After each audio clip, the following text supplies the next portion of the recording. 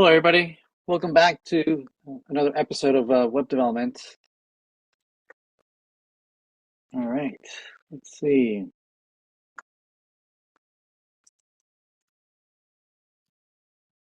Take a look at where are we? Let's see. Yeah, so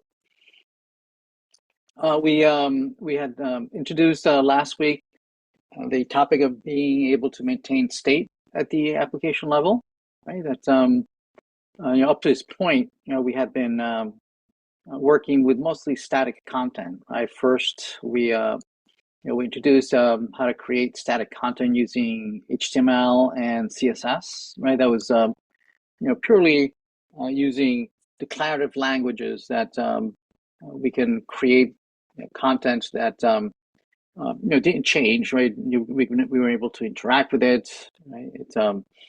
It was hard coded, right? We were just copying and pasting a lot of text, right? Mostly ASCII files. And even though we were using React.js, right, that declared all sorts of functions, mostly we were using it to implement and render static content.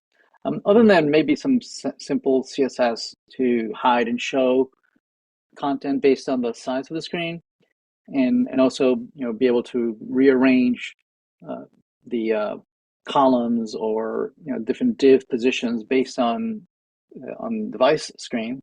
Other than that, it was just mostly static. Then we introduced JavaScript or TypeScript to allow us to compute that content, right? That where we can introduce algorithms that could iterate over data structure and create data-driven applications, right? Based on you have arrays or objects or primitive data types that collectively declared the data that we could then convert into an equivalent user interface. But still, the data was static, right? So last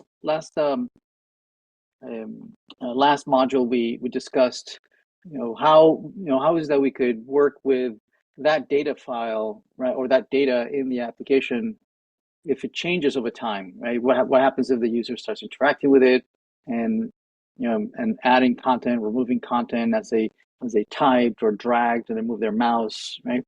And so when we introduced the the use of the use state hook, right? State hooks that allowed you to manipulate the data, right? And then have the user interface respond or give feedback to this change.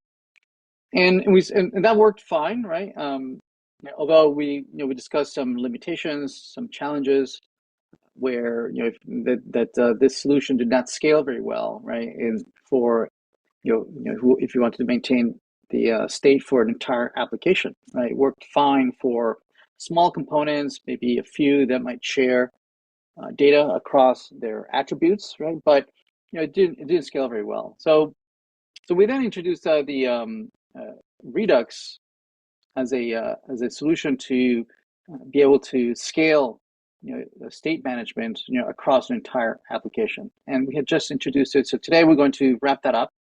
We're going to just talk about several examples of using Redux, maintaining state across an application, how to share data across multiple components, multiple screens, right? And then explore how that can be used to improve our implementation of the Canvas application, right? Yeah, so you should be working on assignment 4, gotten started on the labs perhaps, right? And as well the quiz 5. You might have, I think everyone had completed quiz 5.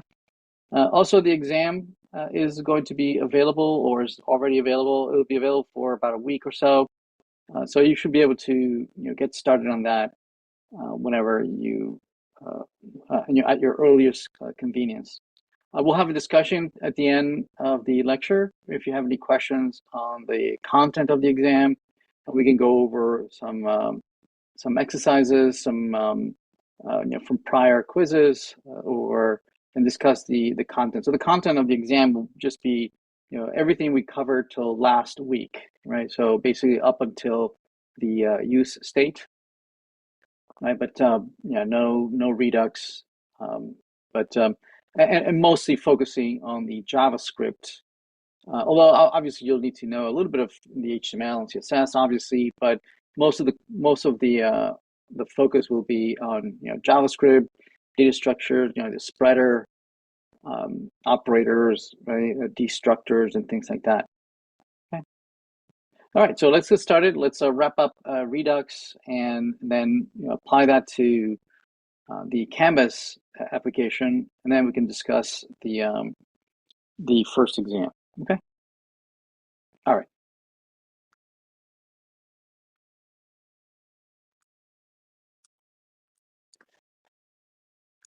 Okay, so last time around we had just gotten started discussing the application state.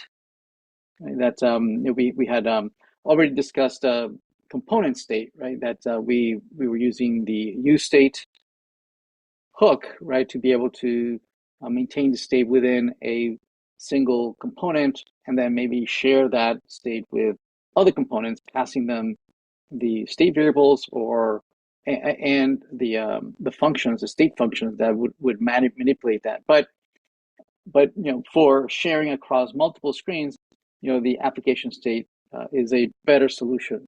Right? So let's take a look at this. Right. So we did create a couple of Redux examples. We got started on that. A very trivial example at first, right? And then we're gonna just keep looking through some of these, to introduce the skill set, right, of being able to maintain state across an entire application. Right. The first example that we looked at, right, was the implementing a trivial hello world example.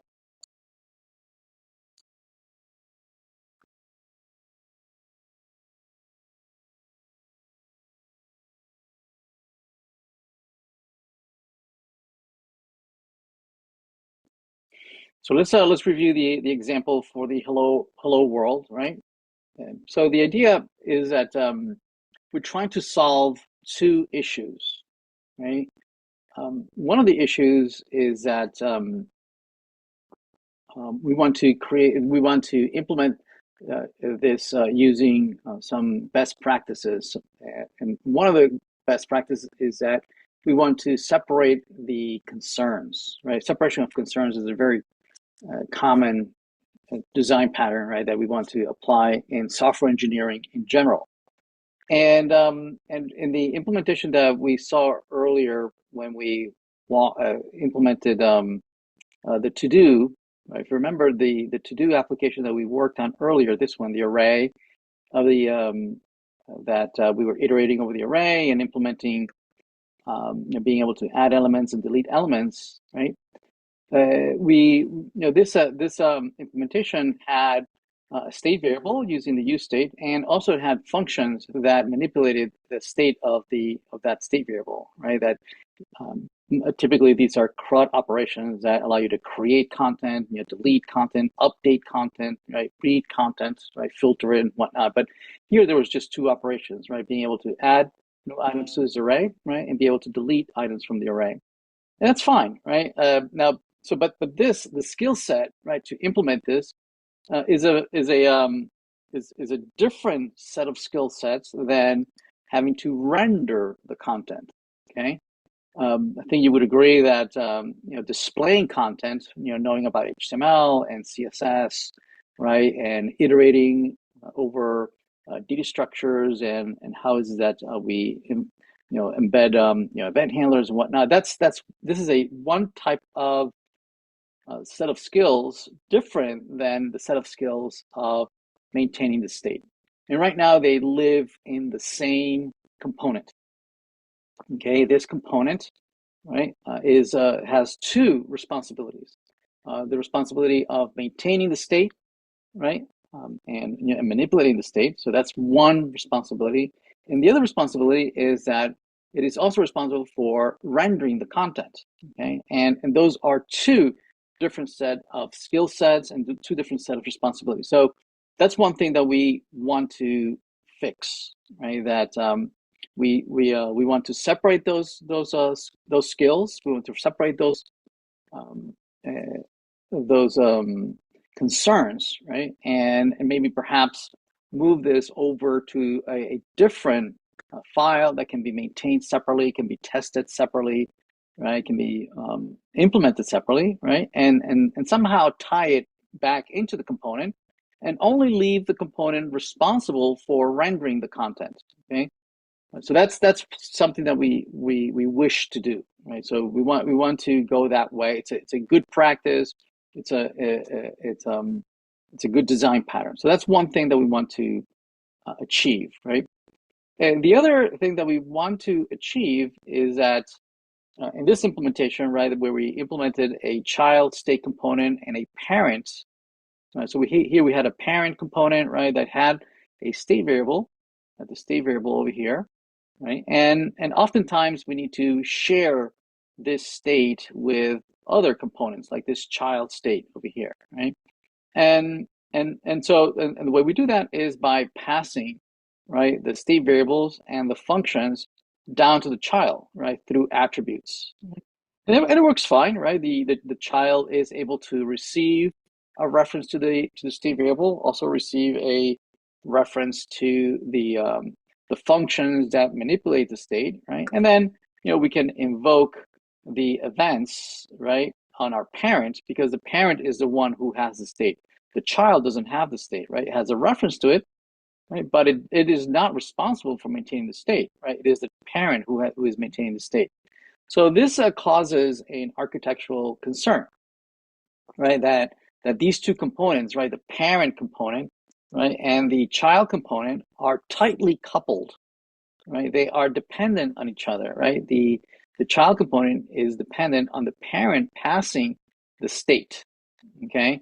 Now it would be fine if it's passing parameters, maybe to configure the component, but in this case it's more than that, right? It is declaring a it is declaring a dependency.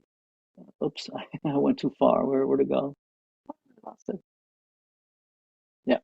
Yeah, it is declaring a dependency between the child and the parent, and that's also a concern in when you're designing, when you're implementing software engineering, that we want to minimize the dependency between components, right?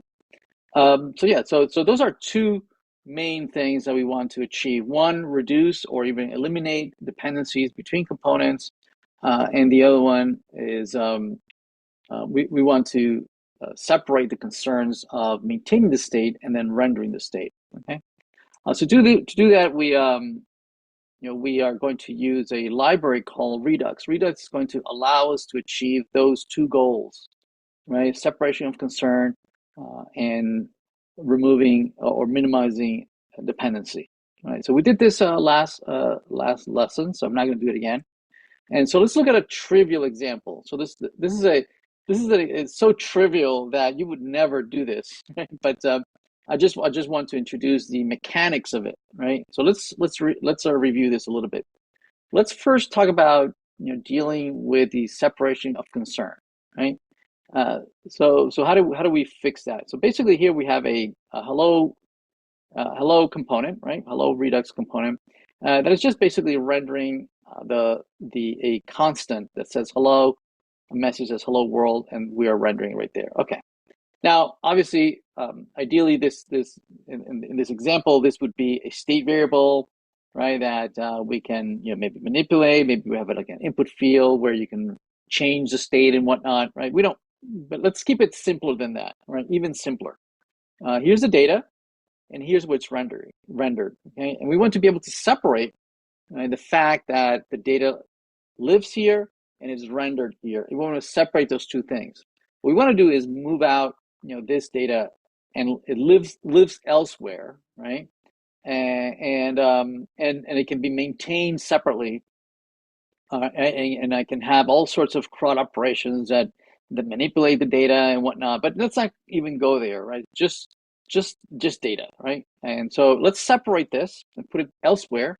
And then somehow I'm going to have to be able to retrieve it from that place, wherever that is, right? And then render it over here, okay?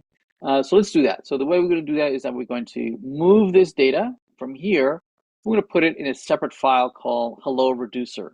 Right? So hello reducer is declaring the data and the value as an initial state for the reducer. So the reducer will have this initial state of some object, right, that has a property message and then the hello world, right, which is mimicking this over here, declaring the constant and the value, right? But instead here is inside of an object, right, with the property of the same name, right, and then the value. And by state, we mean we probably are implying that states change over time, right? I mean, that is the point of having state. Whereas in the original example, we just have a const, right? It's not changing, right? But that's fine, right? All right, so we declare the state. We initialize our reducer as initial state. We give it a name, right? And then we would also declare here the reducers. We would declare all the functions that we would need to be able to manipulate that state. Although we're not going to manipulate the state. We're doing this as trivial as possible, right? So that you can just see the mechanics of it, right? What are the syntax?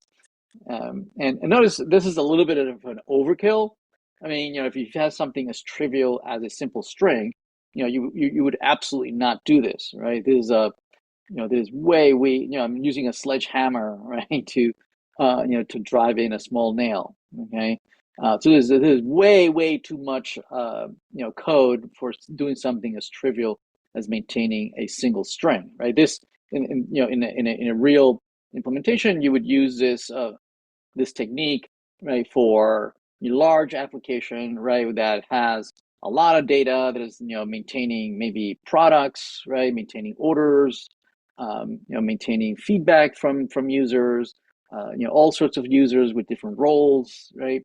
And it would just have a lot of data that perhaps each type of data would have its own reducer, right? You would have maybe a reducer that manipulates the orders, right? Another that manipulates the products, another one that manipulates the messages between users, another one that maintains all the users and their roles, right? So you would have a lot of these slices, right? A slice, we use a slice to be able to create instances of reducers, okay?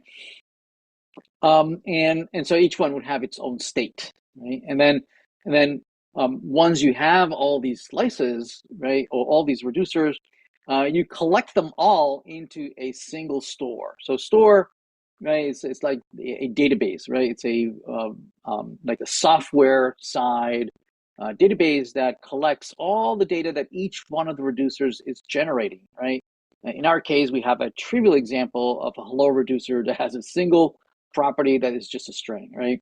But in a more sophisticated version of this, you would have lots of reducers. One for the products, another one for the orders, another one for the users, another one for the reviews, right? And all sorts of other reducers. Each one, it would be responsible for maintaining the state of the various parts of a large application.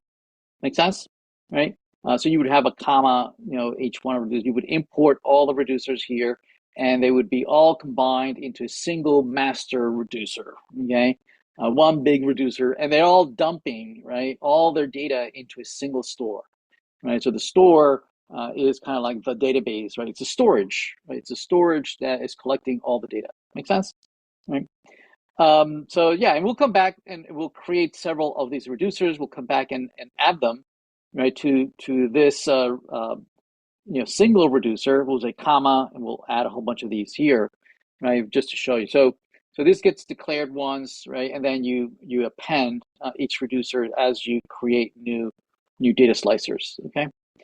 Once you have the store is then provided, right, and made available to the rest of the application, right, by using a provider element, right, and then giving a reference to the store, right. We say, okay, well, this is the store that is going to be made available to all the components that are in the body of the provider. That means that now, any component that falls inside of the body of the provider is now able to access the store. Okay, whatever reducer, whatever data the reducers are generating and dumping into the store, I'll show you an API that is able to pull the data right from the store. Okay, including our hello world component, right? Our hello Redux component that is inside here, inside of the labs, right? So there it is. So here's my hello Redux, right? And what we do is that you know that data has been moved away from this from the component and is no longer responsible for maintaining the data. But I still want to be able to retrieve the data. I want to be able to read it, and later on, I want to be able to manipulate it in a minute. We'll see that, right? But here's a read only. I'm going back to the store. The state here is the equivalent of the store. So basically, it's this object right here. The state is this object right there, right? And including all the data that these reducers are dumping in there. So the hello reducer would contain this data, right? This object message with hello world. So this data over here, the initial state that we initialize it over here, it's what the hello reducer is dumping into this bigger object, okay? Right, and this whole thing is accessible through the store that is often named as the state. So to retrieve this message, you would do, state dot hello reducer dot right, dot message, and then you would retrieve this data over here. All right, so let me show you that. So there it is.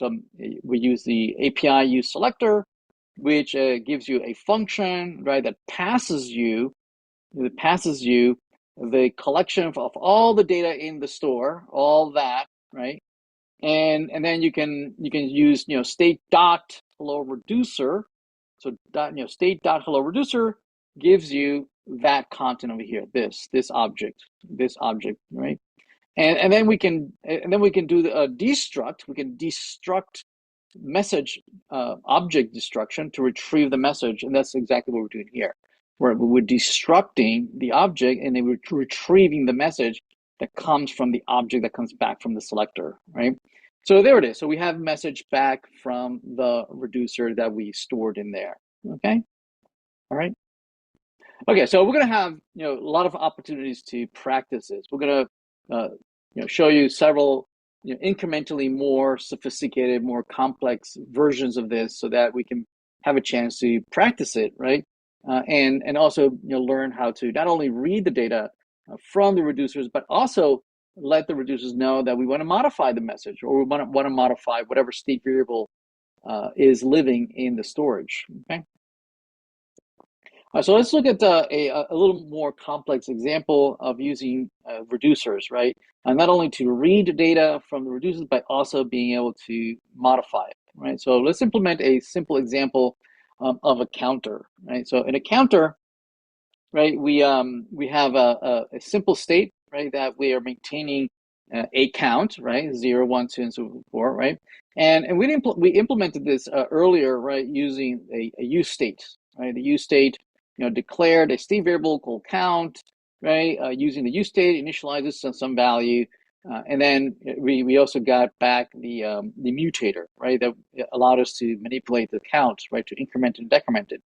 So here we have the same example that we are initializing the count, right? And that we're initializing the reducer using the create slides. We create the reducer, right, with the initial state with a count is 0. Let's make it more interesting, 1, 2, 3.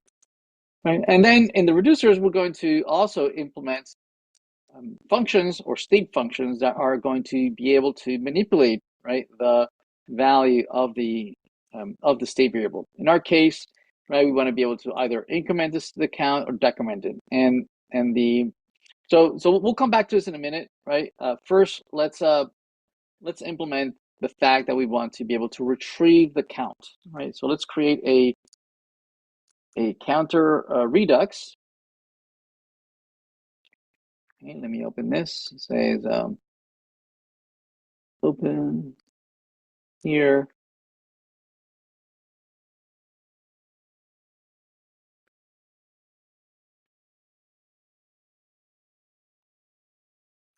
We'll do npm orange. Let me first add this.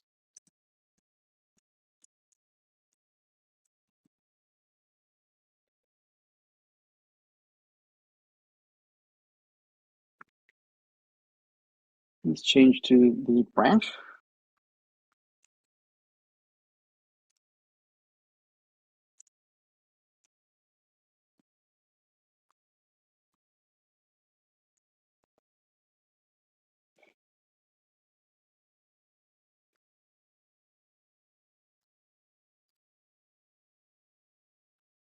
All right, add that over here next to the code ID.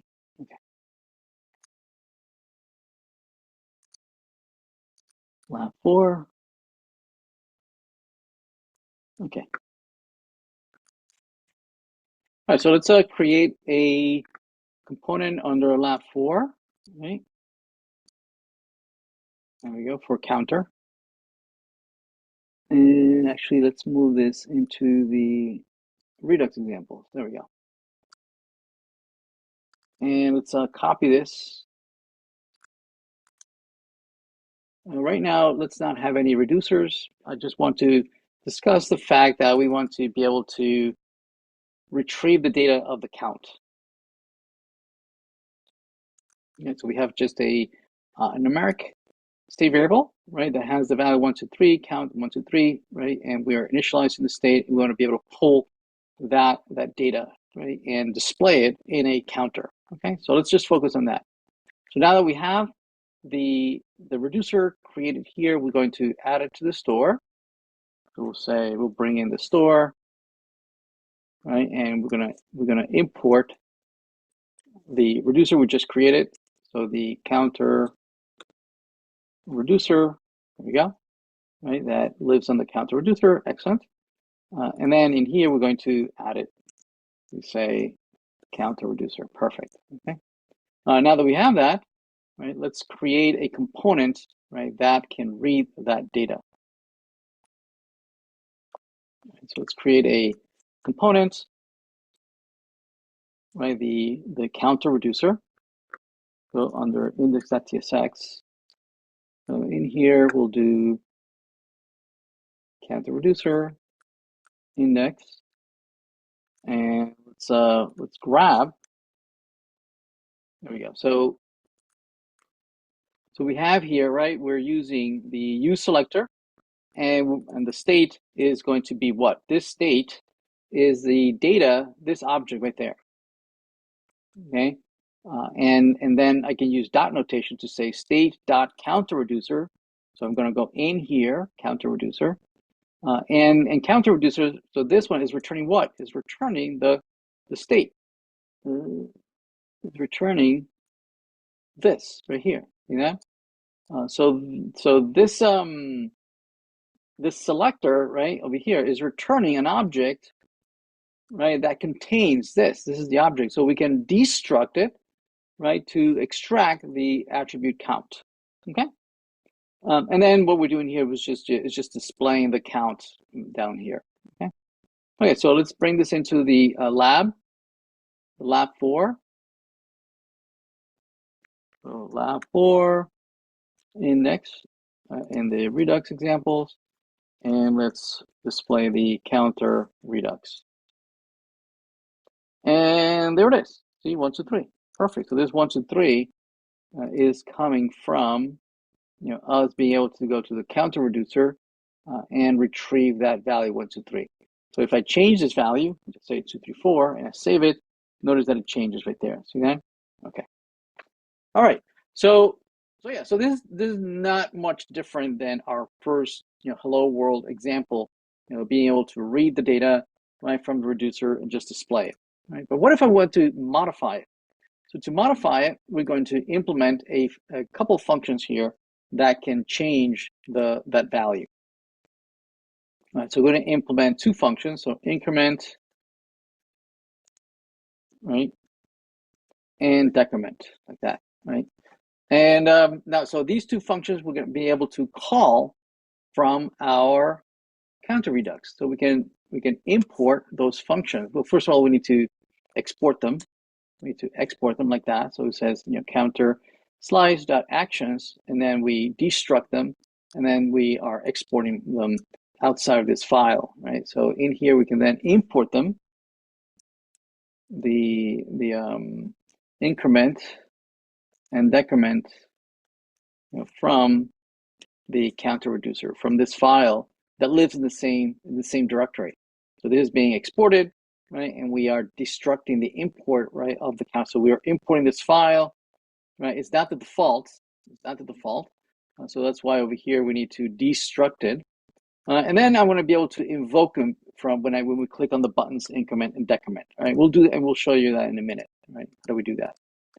But let's look at the implementation. How do we implement this? So this increment and decrement need to be able to manipulate this to be, either +1 or +2 or whatever, or -1.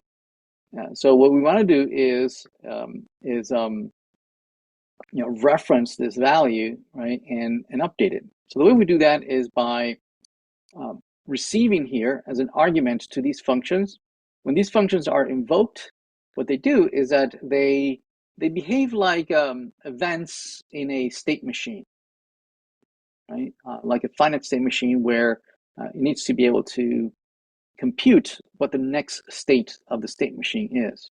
And if you look at a state machine, usually if you have a one state, usually you have state one, and then you have some event one, right, that goes to some state two.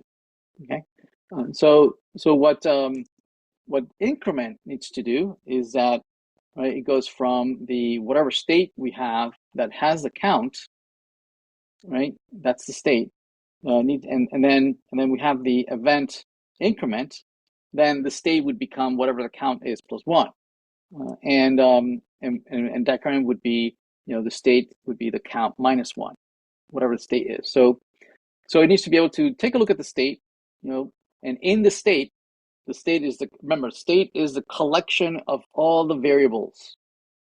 And so part of that state is the count, right? So the way we do that is that the increment gets passed a reference to the current state of the application, right? And then what it needs to do is to calculate what the next state is, right? And according to this, the increment needs to be that the count becomes +1, right? And the way we do that is by saying that state.count, right, is +1, or is state count +1, something like that, right? And here, similar, state count is state count -1, right? So that's how the state changes from whatever it was to the next state. And when this happens, when the state count does change, what happens is that all the use selectors get called again. These get invoked again. The new state is passed, right? And we extract the counter reducer, we get the new count. So whatever the count was, right, now we get a new count, right? And then the whole component re-renders. Okay, make sense? All right. Okay, so we need to invoke these functions. The functions modify the count, and then we get notified over here of a new state. We extract the new value, and then the whole component re-renders. Right? Now, how do we invoke these functions? Right? Now, unfortunately, it's not as trivial as just saying increment. Right? Unfortunately, it's not just like that. Ideally, it would be just this, right? Decrement, and then you call the functions. Okay, but unfortunately, it's not as trivial as that. Instead, right, these need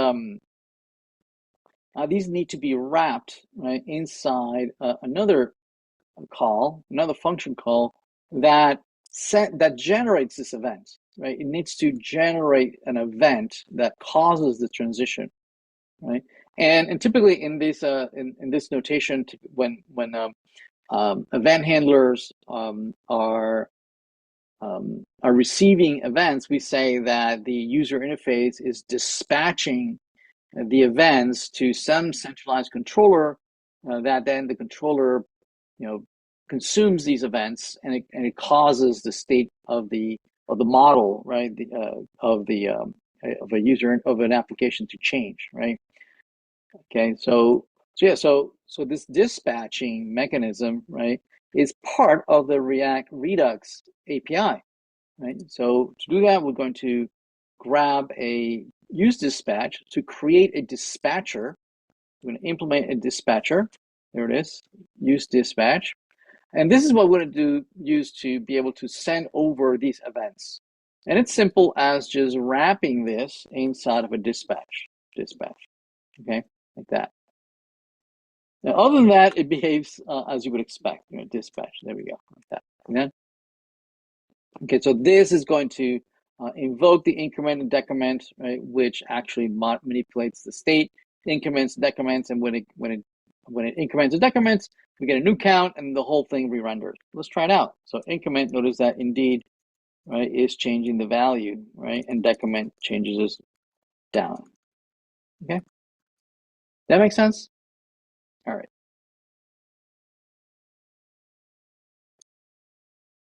So let's take another example.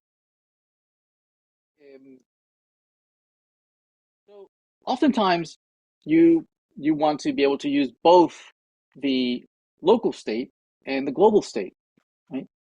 And we had mentioned earlier that if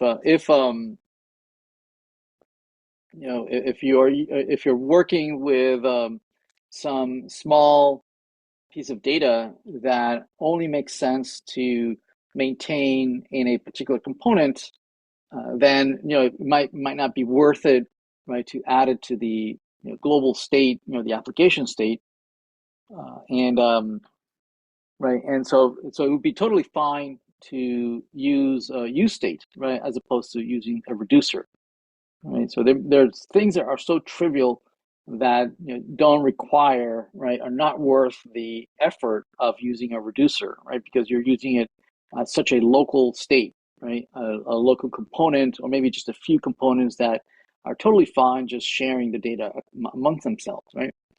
And deciding what is local and what's global, right, it's really a design decision, right? You as the architect of the application need to make the call as if you have a variable, should it be state variable, should it be local to the component and use plain old just use state, right? Or if it's something that is worth sharing with the rest of the application, then it should live on in a reducer, right?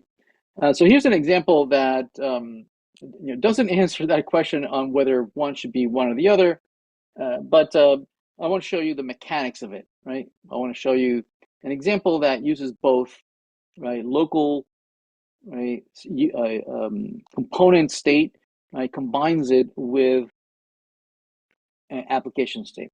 Also, I want to discuss, being able to pass parameters to a state variable. So let's take a look at this simple example. Let's say we have here, we have an initial state, and so we have a sum. Actually, let's keep it 0. We have an initial sum, and so this is a state variable, meaning it can be shared across multiple screens, multiple components, right? And the state variable is called sum, and presumably we want to be able to calculate a new sum, presumably from two parameters, and be able to do the arithmetic addition of a plus b. And so we want to be able to pass, right, create a state variable that calculates the sum based on us passing some variables, some parameters, maybe an a and a b, right, so that we can calculate the new sum, right, and then the sum gets rendered across several components. Okay, again, trivial examples so that we can talk about the mechanics of this, right? So here we're discussing two things. One is being able to pass data, right, to a state variable, which we haven't seen, right? And the other is, right, some state variables are going to be in a reducer that can be shared across multiple screens, multiple components, but then also, right, have some state variables, right, that maybe we decide that they're not worth sharing across multiple components, right? So here, for instance, we have decided that A and B, we're going to use use state, right, to manipulate them locally, right, using the local set A, set B mutators, right, to with two input fields, we're going to be able to modify this. But then the sum state variable, right, we're going to put it in the reducer, right? Meaning that this should be able to use it, right, and share it across multiple components, right? Whereas these, right, we can't share. Well, unless you pass them to a child component, that we could do, right? But we want to avoid doing that for dependency issues, right? So yeah, so let's create a simple add reducer here. All right, let's under Redux example, create the add reducer, and let's copy the slicer. And again, let's see, we have the initial state, and because it's in a reducer, we're going to be able to share it across multiple components. So we have we have one single state function that's going to allow us to manipulate the data, right? And the way we update the state, the sum is that we take the A and the B, and then we update the sum. Now, how do we pass the A and the B though? Right? How do we pass it? So we'll see that in a minute. But the way it reaches the our function, right, is through this new parameter called action. So action is a meta object, right, that captures all sorts of meta information about the event. So when the event occurs, right, that you have the state, sum, right, and we say add, okay. Well, add, we need to pass arguments, right? We're going to say, well, I want to add A comma B. It's arguments like that, right? And so this becomes kind of like the payload of the event. So the event is add, but then along with that event, we have parameters. We can have optional parameters, which is often referred to as a payload, right? So the event is carrying with it, right, some personalized or custom data, right, that would cause the event to behave one way or another, based on those parameters, right? So here the parameter is the collection of two variables, presumably some, component state variables, right, that we can edit with two input fields, the values of A and B. And then when we click on the button, right, we pass that value to the function add, to state function add, and that gets packaged into an object inside of the action, right, called the payload. Right, so action is an object, right, that represents, right, the event, or everything that has to do with the event. Whereas state, right, represents the data. So action is like the verb, right, and state is the noun, right? So we have the data being manipulated plus all the operations that we do on it. Okay, and then so we can read it. From the action we can parse out the parameters that are being passed, right, from the action.payload. Okay, all right.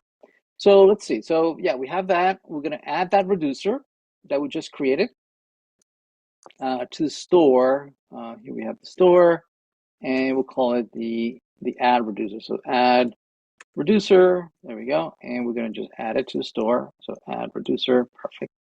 Right. And then in a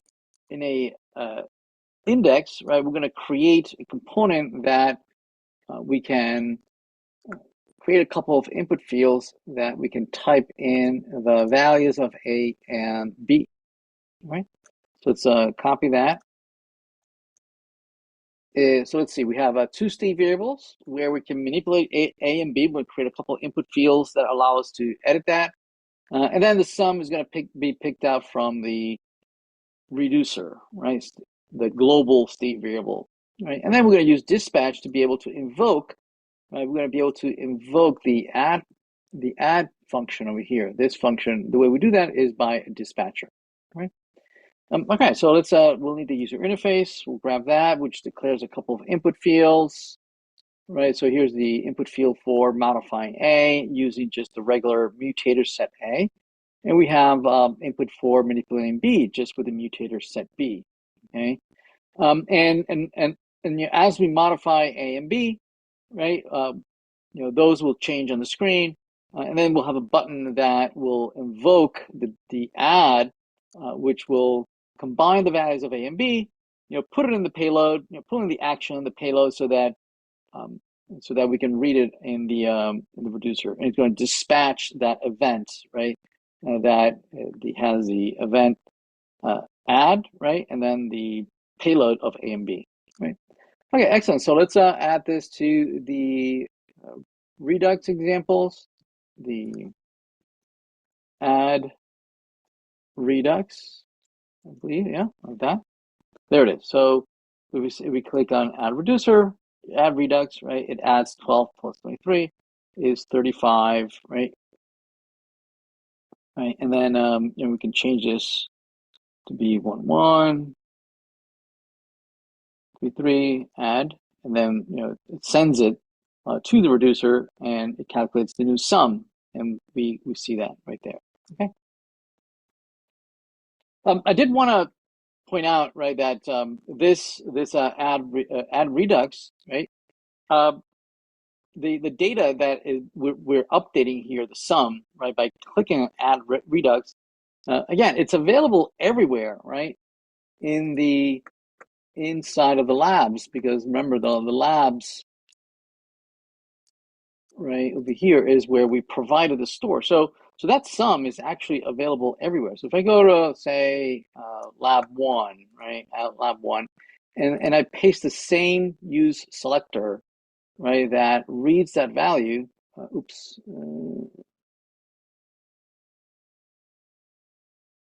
right here, the selector that reads the value for the sum, okay, over here, that's available everywhere, right? So say I go to lab 1, I can add the sum. I can say, H2 sum is the sum.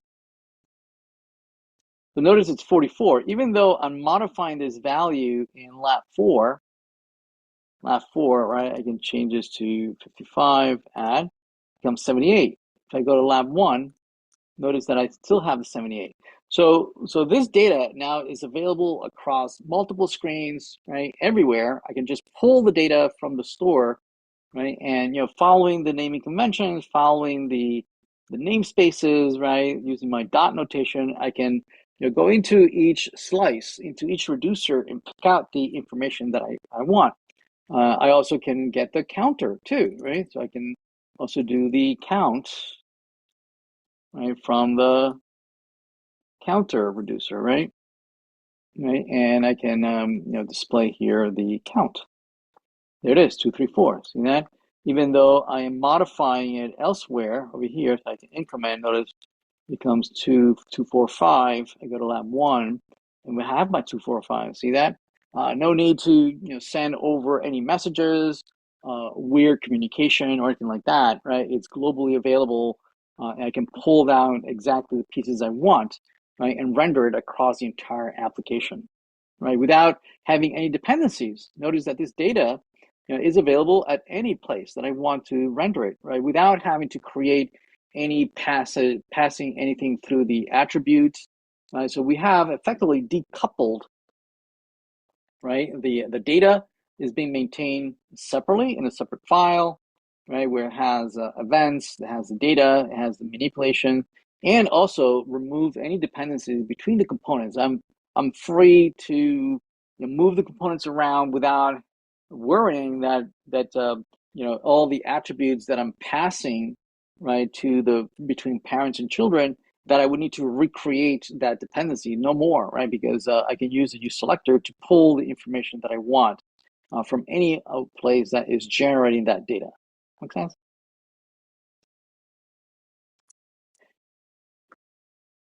All right, so let's see an example of creating a to-dos, right? First, we'll implement it using the use state, right? Local state variables, right?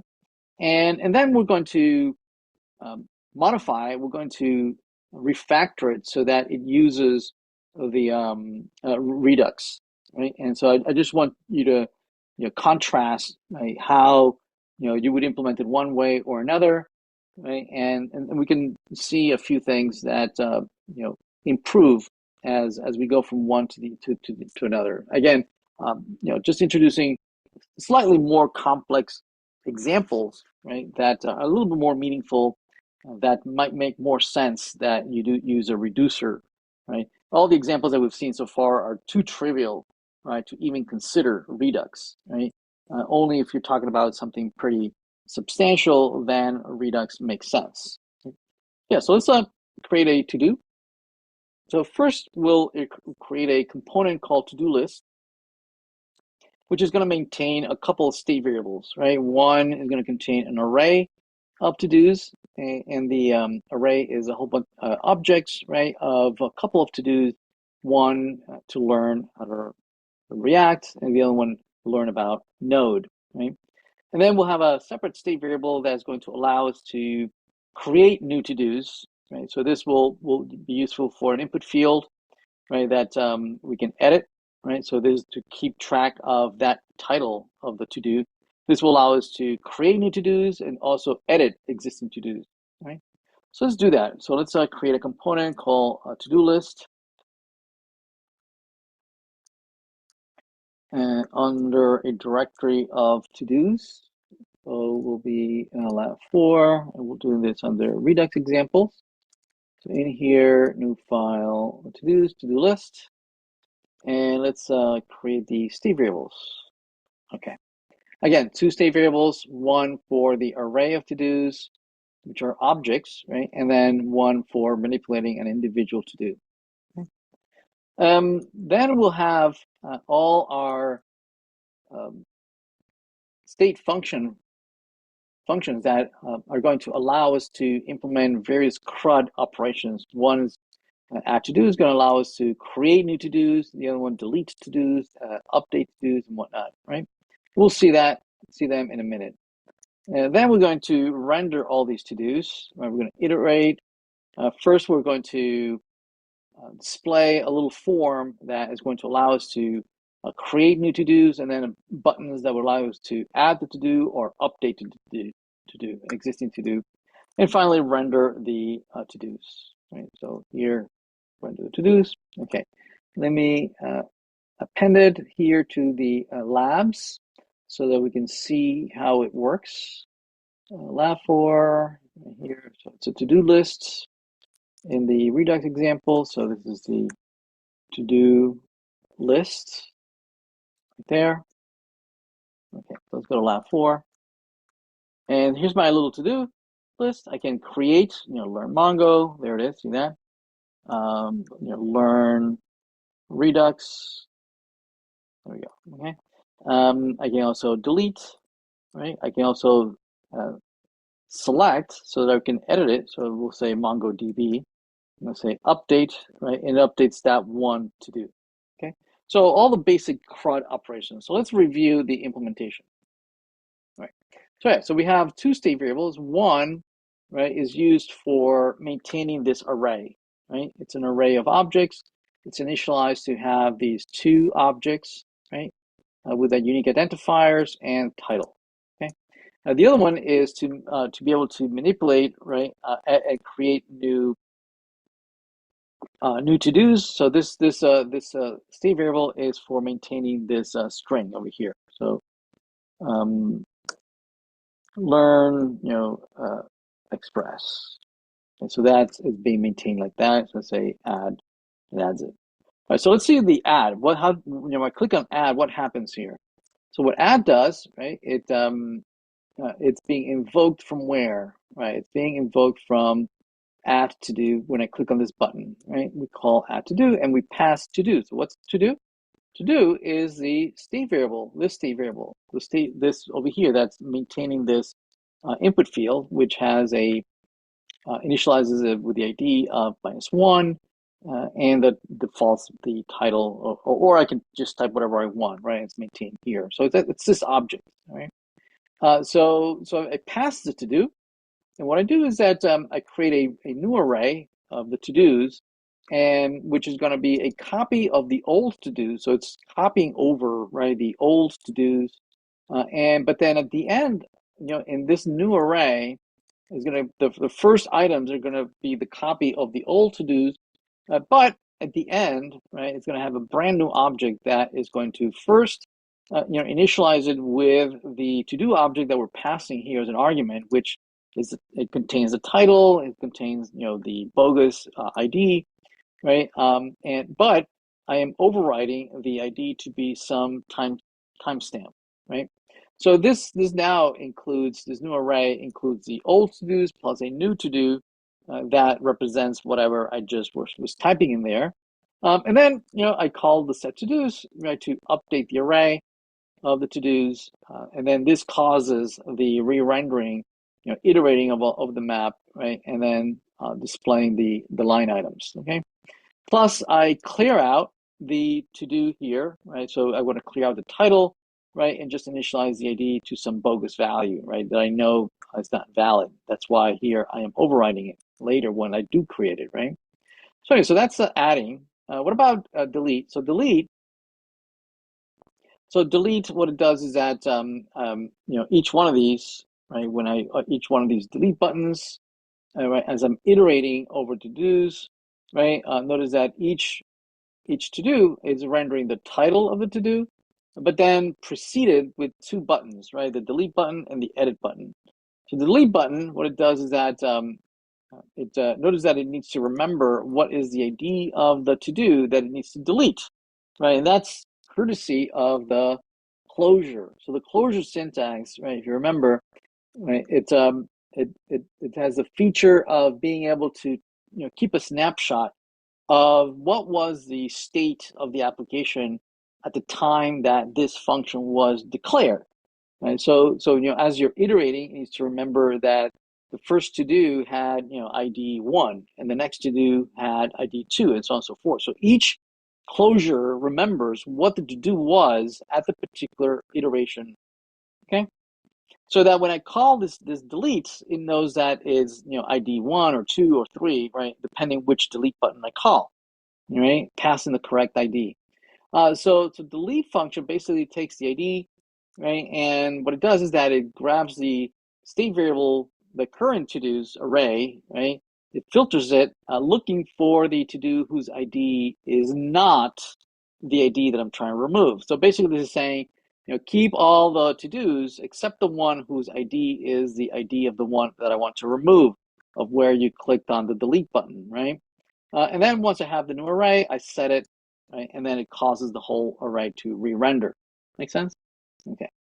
Now, update to do relies first on you clicking on the edit button, right? So when you click on the edit button, what it does is that, notice what the title is whatever the ones that you click on. See that? So what it's doing is that it's using the set to do state function to initialize it, to copy that particular to do that was used in the iteration, copy it into the into the editing box, right? And once it's there, it also includes not only the title but also the ID, right, of the to do that is being edited. Okay, so that now, right, as I edit it, right, with the with this input field, right, then when I click on updates, right, what update does is says, okay, well, I'm assuming that the to do that is now living in here was copied from one of these guys, right? So what I'm going to do is that I'm going to iterate over the old to dos. I'm going to create a new array of to dos, looking for the item that was manipulated, right? And I'd say, well, if now most of the items are just going to be copied verbatim, right? We're not, because we only edited one, right? So verbatim, right? And say, well, if it's the as I'm iterating, if I find that the ID I'm looking at right now is the ID of the to do that is modified, if it is, then I want to keep the new version, right? That has the new title. Okay. Otherwise, I just want to keep the old item, right? That has not been modified. So most of these, as I'm iterating, most of them I'm going to keep most of the items actually all of them except one, right? Only one that I have edited, then I'm going to keep that new to do, right? So once I have the new array, right, I use set to dos, right, and then it just re-renders the array, right? And I write out I blank out the to do input field. Make sense, right? So anyway, so this is basic 101 use of the local use state, right? And manipulating just a couple of state variables, right?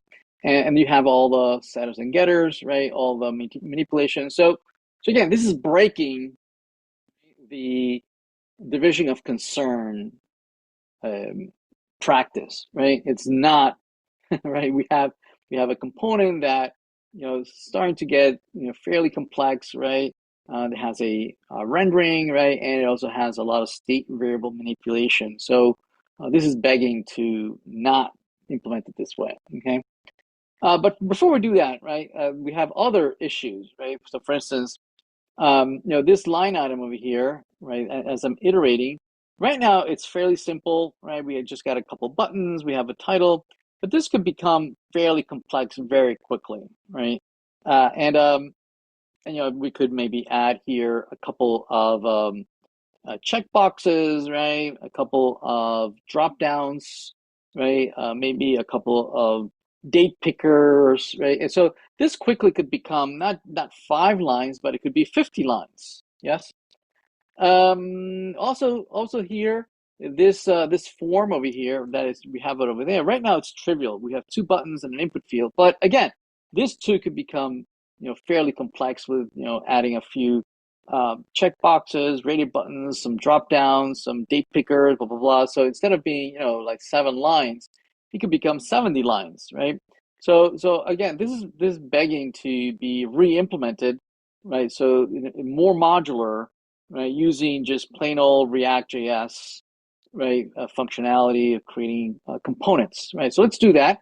Let's move this out of here into its own component. And so, just to make a point here, let's see, we have a to-do list. We'll call this new component, to do, item, right? And in here, we're going to move this out of here. So we're going to copy this, right? And we're going to say, export default to do item.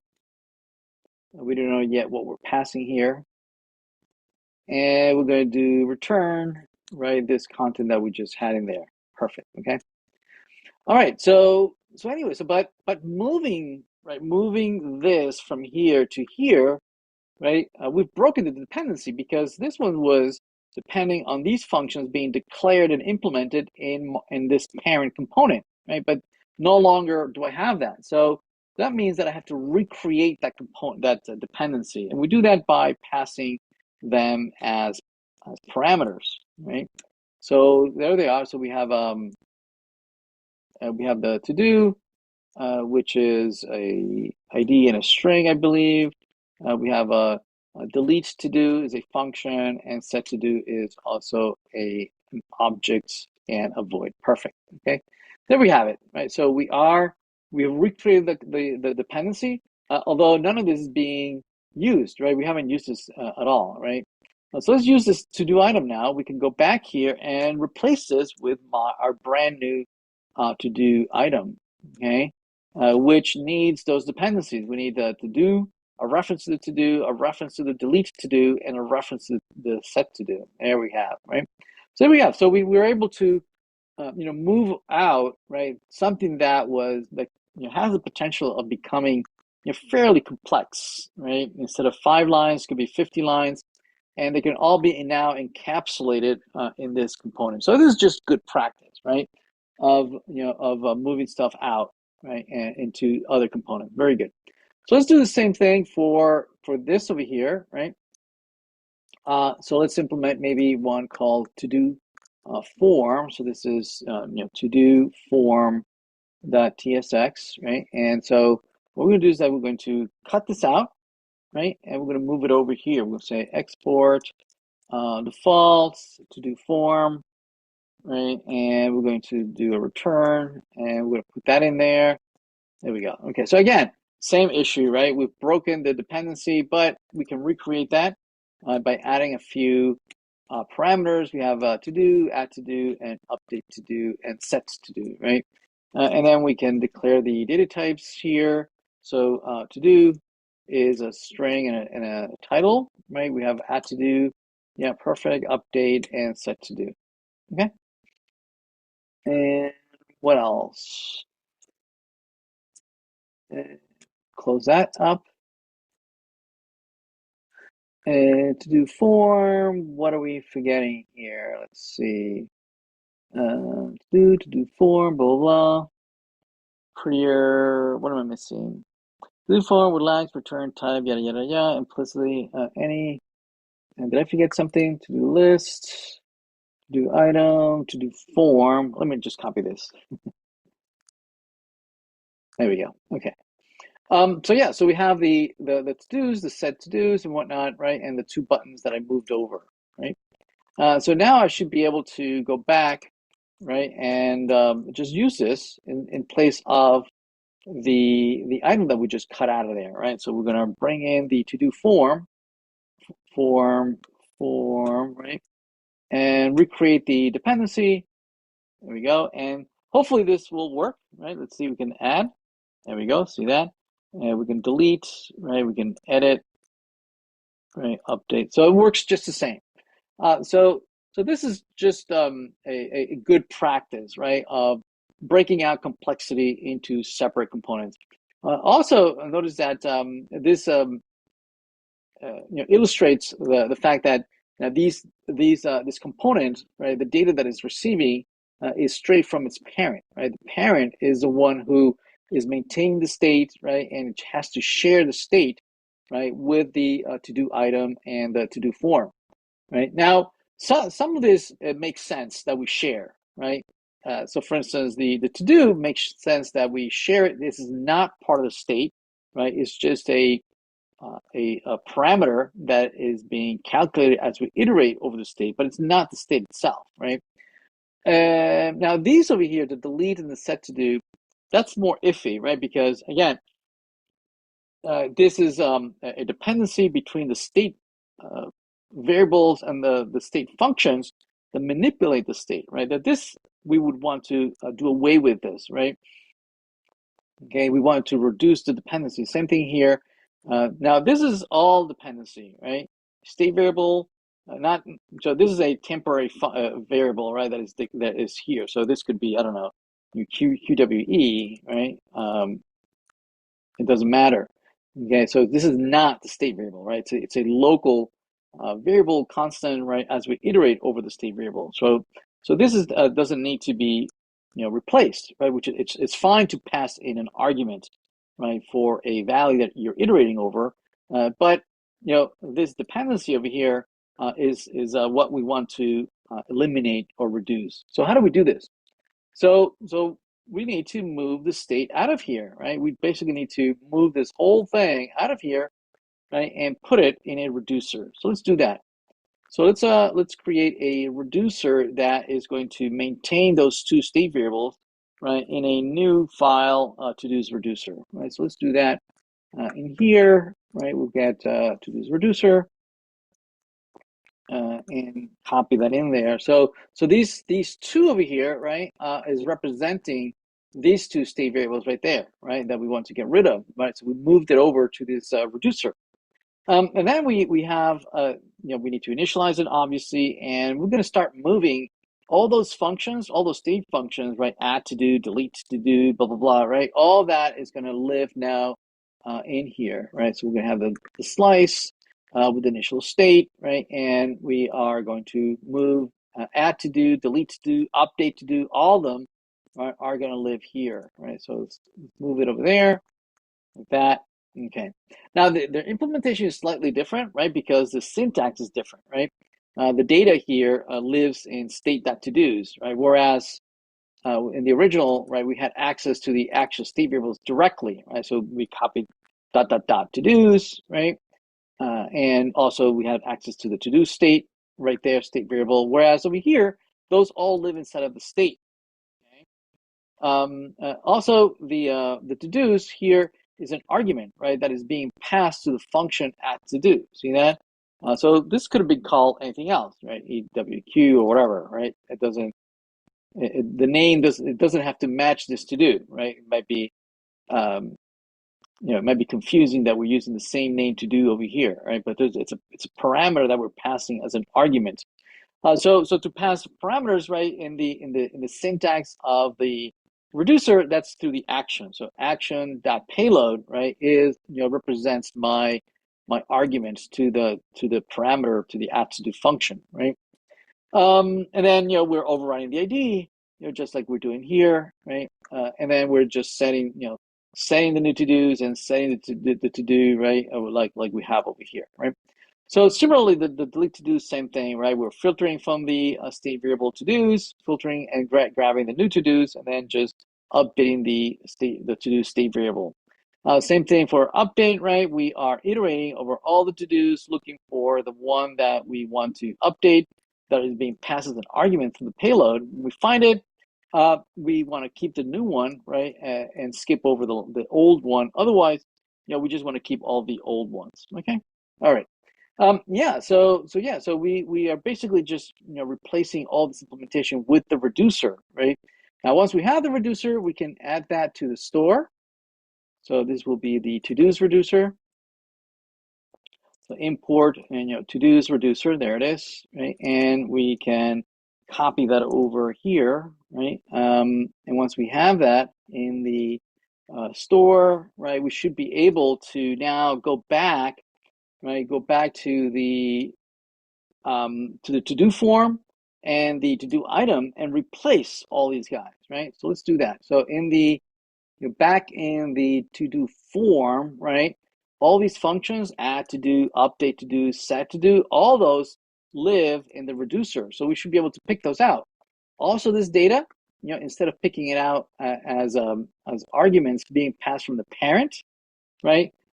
We want to pick them out from the reducer, right? So let's pick out the functions, right? So we'll do, import, add to do, update to do, yep, up to today. And what else do we need? We need set to do also, and that's from the to-dos reducer, which is the local file. Perfect, right? Okay, what else? So we have these three. What about the to-do, right, that we're manipulating? So that would be we'll need the selector. So use selector, use selector. Also, we'll need the dispatch. So use dispatch. There we go. And so now we can replace the to do. Say I don't pass the to do. Say I don't pass it. I can grab it from the selector, from the to-dos reducer. Perfect, right? And these functions, I don't need them anymore, right? Instead, right, I'm going to use we're going to use the functions, right, that we grab from the reducer, but we need the dispatcher. We need the dispatcher, so we're going to do the dispatcher, and we're going to wrap all these functions in the dispatch. So we're going to say dispatch, that, and dispatch, just like that. And so same for all these, right? So we're going to say parentheses, dispatch, and then this one, parentheses, dispatch, like that, okay? But so now all these arguments that we're passing, we no longer need them, right? Because now we have removed the dependency, we can go back to the parents, right, the to-do list, and just not pass anything. We're not going to need, we don't need to pass anything, right? We have removed the fact that this to-do form, right, needs to have any dependencies with the local functions here, right? So the add to do is not needed anymore, right? This to do is no longer needed anymore, right? The update to do, right? Also, we don't need it. We're not passing it anymore. What else? Right, I still need it for the to do item because we haven't updated the to do item. Let's work with the to do item. So with the to do item, again, we don't want any of these. We're going to grab these functions from the reducer. So we're going to say, import, delete, to do, also the set to do, right? Also from the reducer. Perfect. Yeah, so we don't need this anymore. We can remove that. We'll need the dispatcher. We'll need the selector. No, we don't. Actually, no, we don't need the selector. So use dispatch. So we'll just grab the dispatch over here, and we can wrap this. We can wrap this in dispatch like that, and wrap this too with dispatch. Okay. And what else? Okay, so I'm not passing those parameters anymore. I don't need them for you to pass them to me, so we can remove that. And I think that's it. Yeah, we don't need this to do anymore, so it's gone. And we don't need this theme here because oh well, we do need the to-dos, right? So we need to, instead of having the to-dos here, we're going to select them, right? We're going to say, import use selector, and we're going to grab the to-dos from the use selector to-dos reducer. Okay, and this probably needs to be any, the type. There we go. Okay, let's see. So notice that this has become from, I don't know, it was, what is it, 50 lines earlier, right? And now it's just, no more than 20 lines. So let's see, does this work? Add, okay, there it is. So we can add items, right? We can delete items just like before, right? We can edit, right? So, same, learn, React, right? And say update.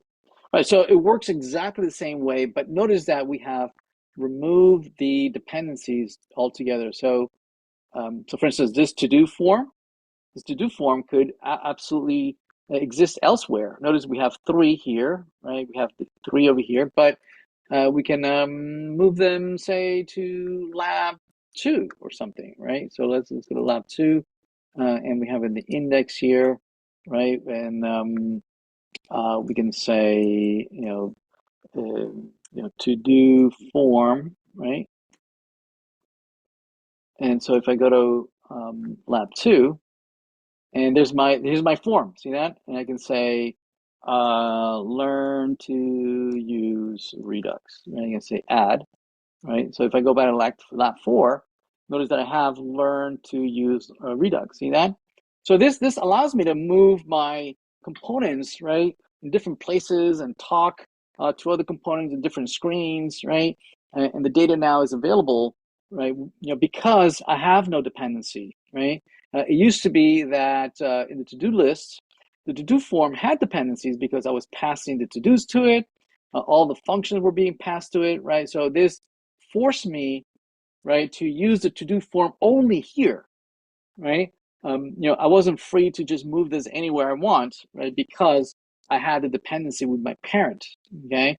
But without the dependency, right, I'm much free to move this stuff around, right, and use it wherever I want, right? It gives me much more, capabilities and flexibility as to how is it that I want to implement this. Make sense?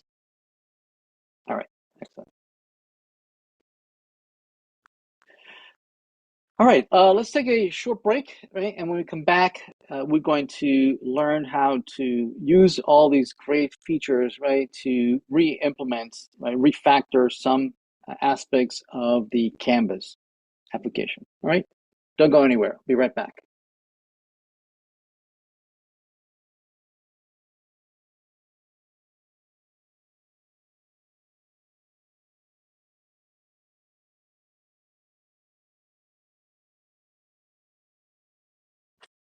All right, so let's talk about now how we can apply Redux, right, to update or refactor the implementation of the Canvas application, right? Up to this point, right, we're only maintaining a quote unquote database, right, that has several data structures in there, arrays of courses, arrays of modules that we iterate over and then dynamically render them, right? So, but we can't change them or manipulate them, right? But we want to be able to edit, right? Maybe add courses, delete a course. So for that, we need to add the fact that we have to convert all those data structures into state variables, right? So let's take a look at how we would do that, right? Let's see. Yeah, so we want to go back to the dashboard, right? And any state variable that we are using to iterate over the courses, we want to be able to manipulate that array. So to do that, that needs to convert into a state variable. So let's take a look how we would do that. So in the implementation of the dashboard, right, over here, right, so we go to dashboard, the canvas, and we sign in, right? So in here right now, this is hard coded, right? Well, hard coded in the sense that there's an array of courses, right, that we iterate over, right, that is dynamically generated, but we can't edit it, right? We can't change it. So how do we implement a better version of this that would allow us to manipulate it? So what we need to do is convert this into a state variable, right? We need to bring in the state use state. So say import use state, right, from React, right? And then we can convert this into use state. So use state, right? And then this would be an array like that, destructing the array, right? And notice that now, right? It renders the same, right? No changes. It renders exactly the same thing, but because it's a state variable, we can manipulate it, right? And then so now we would need maybe, I don't know, maybe a form where we would be able to add or edit a course. We would need to add, maybe be able to delete a course, right, or edit the title of a course and things like that. So let's see how we would implement that. Okay. All right. So let's take a look at what we could do. So for instance, in the and for being able to add a new course, right? Maybe we'd want like an input field where we can type in the title of the course, and then clicking like an add button, right? That would append this course at the end of the array of the courses, right? So we're going to create an input field that we can edit, right? So we'll add a state variable that allows us to edit the course, right? And then clicking on the add button would add it to the array. So let's take a look at how we would do that. Okay. So yeah, so let's first create a state variable. So here's a state variable. Well, actually, not a state variable, just a constant for now, just a constant of the course that we want to add. Right. I just want to illustrate how we can actually add something and manipulate the array. Right. At first, it'll be we're adding always the same value, but then we'll convert this into a state variable so that we can actually edit it. Right. So let's add this. Let's see. So new course. Let's make this a little smaller. And there we go.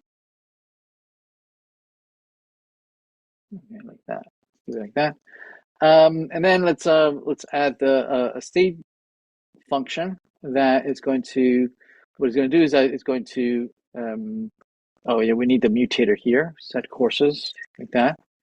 When we click on an add button, right, this is going to create a new course instance, right? It's going to copy from this constant, but it's going to override the ID so that we have a unique identifier. So all these new courses are going to have the same name, same number, same start date. But in a minute, we're going to make this a state variable as well. We're going to be able to edit it, right? But let's see how we can add a new course, right? So let's do that. Let's add a button, right, at the end, right, right below the dashboard heading, right, that is going to allow us to modify the course or create a new course. So right under here, let's add that like that. So there it is, right? So now, right, we have all these courses. I think there's way too many. So let me just remove a few because it's hard to courses JSON. Where is the course, the JSON? There it is. So I'm just going to remove quite a few of these. So we only have 7, or maybe even a few less.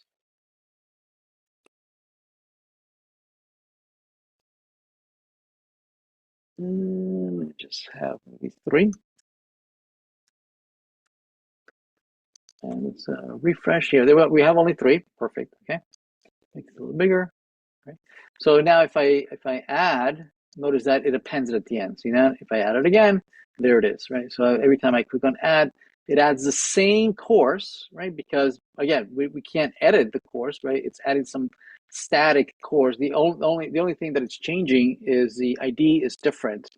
Right, so as we click on the button, it calls add new course, right? And it creates a new course, and then it appends it at the end. Very good. So let's go a little further, right, and make this now editable, right? So we'll convert that static, constant into a state variable so that we can edit it, right? So let's do that. Let's convert this, right, into a state variable, and let's add a parenthesis right there. So now we should be able to edit it. So let's add an input field, right, right to the left or in a text area for the description, and that is going to allow us to edit the name and the description of the course. So we'll do that right by the heading over here. So let's paste that. So there's an input field, right, that allows it to add the course. So we could say, rocket propulsion, aerodynamics, space design, course 1, 2, 3, add. There it is. See that? Okay, wait a minute. Add. Did we miss something? Add.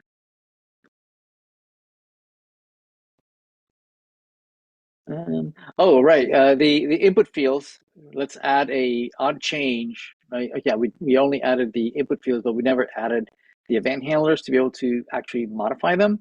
Right. So let's add an on change on both of them. Actually, let me just copy the both input text here again. Here, paste that in there. So now we should be able to actually modify this. So let's refresh this. So now 432, there it is, 432, and 543, add, and there it is. So we have the new course and the description are being added, right? Obviously, none of this is permanent. If you refresh, everything is reset, it's lost, right? Not until we have a server starting in the next module, right, will we have a means of being able to save this permanently on the server side, okay? Yeah, so what about deleting a course? So we can add a button, right, to each course that we can click on and then pass in the ID of the course that we want to remove, right? And it would call this function that would filter out, right, the course that we clicked on, right? So we pass in the ID of the course, it would filter out the courses, it would set the course. So it's a new array that is missing that course that we're removing. And then we can add a delete button to the course, right? Or right next to the go button, right? Somewhere here. So here's our go button. So it's added right there. So there's our delete, right? So that I can click on this and it removes it. Oh, wait a minute. Refresh. Let me see. Click on delete. Oh, there it is. Yeah. So we click on it, right, and it removes it, and they're gone. Okay, if I refresh, it adds it. Okay. So edit it could be some button that when I click on it, it uses the setter, right, the mutator, to copy it into our input fields, right.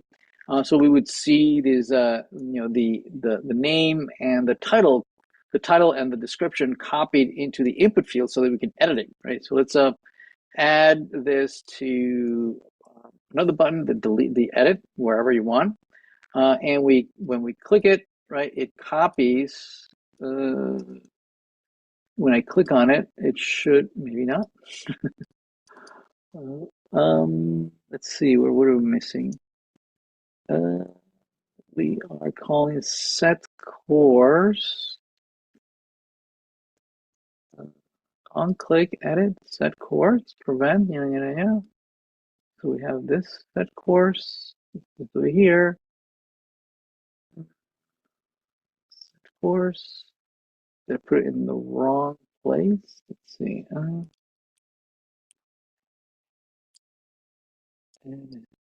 Delete works. Why is edit? Let's see, set course, set course, const, and the input field. Oh, I see. This, right, this should be value, not default value. Value. There we go. Okay, so if I edit, edit, yes. Okay, so let me fix that on the slides. In the input fields over here, editing the course, default value, blah, blah. Okay, so this should be just value, and value. And this two should be just value and value. Otherwise, it doesn't update, when it changes. Okay, yeah. So now I can click. See that? I can click. And what we're gonna do is that we're gonna add a new button here to update, so that whatever modifications I make, right? I want to click on the button to update, and then it updates that particular course, right? So let's do that. Delete, editing. Yeah. So yeah, update the course. And so what this is going to do is just going to compute a new array that's going to have the modified version of that updated course, right? So if I say edit and I say, 1, 2, 3, that I didn't want to add it. I want to, I need a new button here, right? So let's add a new button that is going to update. So we'll put it next to our add. Here's our add, like that. There's our update, or maybe later, like that. Okay. So if I refresh and I edit this here in 1, 2, 3, and I update, notice that indeed it updates the value, and I believe also the description. Perfect, excellent. But notice that I modified this here. If I click on this, it navigates here right to the courses, but the title doesn't change. See that? So that's not what we want, right? If I make a change here, right? If I can make a change, blah blah blah, right? And like that, and I do an update, I want that to reflect, even when I navigate to the courses. But the reason it's not the same is because this one's still using the array, the direct database, quote unquote database, right, of the courses that has not been modified, right? That it's static, it's a constant, right? So I want to be able to share that course, right? That new course or the edited course, right? Adding, notice that if I click on this, the course doesn't exist, right? Because they're pulling the data from different places, right? So they need to be able to share the same array, right? So this array over here, right, needs to be shared across the dashboard and to the courses. And right now, we have two options, right? One is use Redux, and Redux certainly would allow us to share this across multiple screen, right? Or use useState, right, like we have here. Now, to do that, we would need to move this, right? We would need to move this here, right? Just remove it from here like that. Now it's going to break, obviously. The only way is to move it to a higher level context, right? Maybe a parent that would share with us, so that we can share it with our siblings, right? So, for instance, if we go to Canvas, we can copy it here. We can paste it in here, right? We'll need to import a few things. So let's import this, right? What else? We need to import the database, right? So the database. And what else? Anything else? Okay. Now, right, now that we have moved it up here, we can now share it with the dashboard. We can pass in the things that the dashboard needs. So the dashboard needs what? Let's see. It needs the courses. It needs the set course. It needs the course that we're editing and set course. I think that's it, right? Anything else? Add new course, yeah, delete course and update course, and I think that's it. And we need to declare the types. So courses is any, set courses, and any, well, those are actually functions now. So these would be functions, right? And then we need to pass them through here, right? We need to pass them. We need to pass courses, is courses, right? We need a course. We need set courses. We're going to pass them in. Set courses. We need to pass set course as well. Course.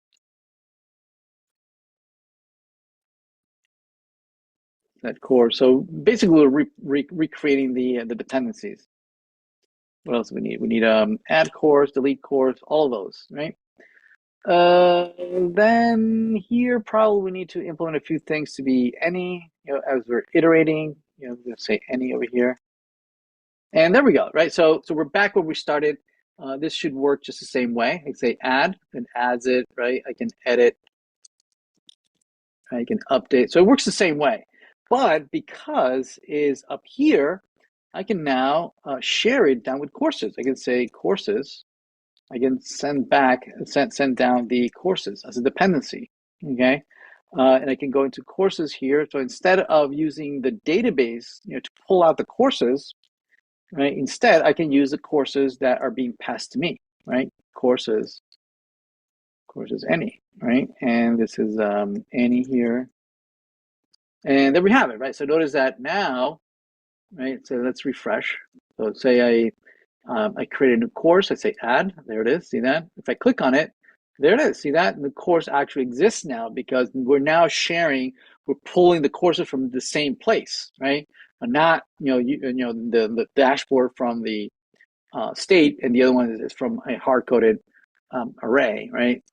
Same thing if I modify here rocket propulsion, I change this and I say updates. If I click on it, notice that this we're both sharing from the same array of courses that is being manipulated. Make sense? Okay. Now, obviously, a much better solution would have been to use Redux, right? Notice that to pull this off, right? We had to create all these dependencies between the parent, right, and down to the child, right? And again, that's not a good practice, right? So let's practice doing it the right way, right? Let's leave the courses alone. Let's do now the same thing for modules. We'll do it both ways. First, we'll implement the modules and using same thing, right? State variables, right? But then we'll come back to it again and use Redux to implement the same thing. Okay. Yeah, so sharing courses, or this is all documented. We just did here in the slides. Take a look at that. All right, so let's take a look at how we would implement stateful modules, right? So yeah, so notice that when we navigate to a course, right, these modules are all static, right? We can't edit, delete, or anything like that, right? So how do we do that? So to be able to modify this, right, we need to be able to convert the modules into state variable, right? So these modules, instead of being static like this, right, we need to convert this into a state variable. So use state, use state from React, okay? And this becomes an array like that, okay? And then we get a mutator, set modules, perfect, right? What else do we need? Actually, let's declare it as any array.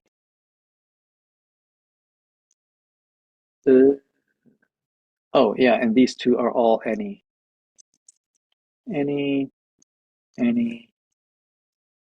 right? And also the lessons are any. Okay. All right. So let's see. So let's start with creating an editor, right? And we're going to implement it by using a dialog, right? That when you click on the add module over here, it's going to pop up like a dialog that we can fill out the module title, right? We're going to say okay, right? It'll add it, right? So let's do that.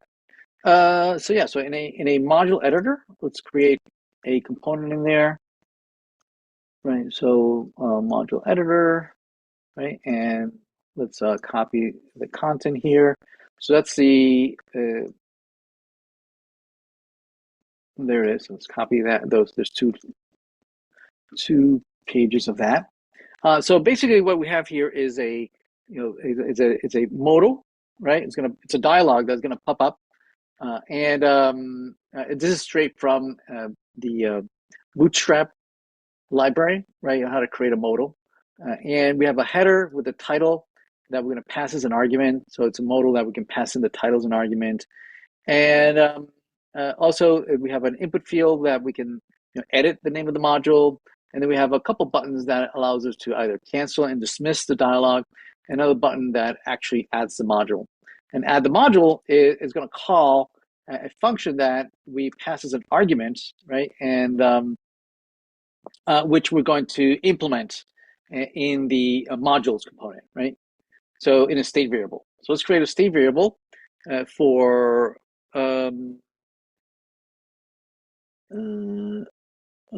okay, so we're going to invoke the module editor from this button over here. And this button was created in the modules control, I believe. Let's see.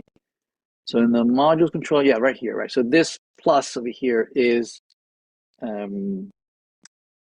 right here, right? So there it is, right? So we have the add module over here.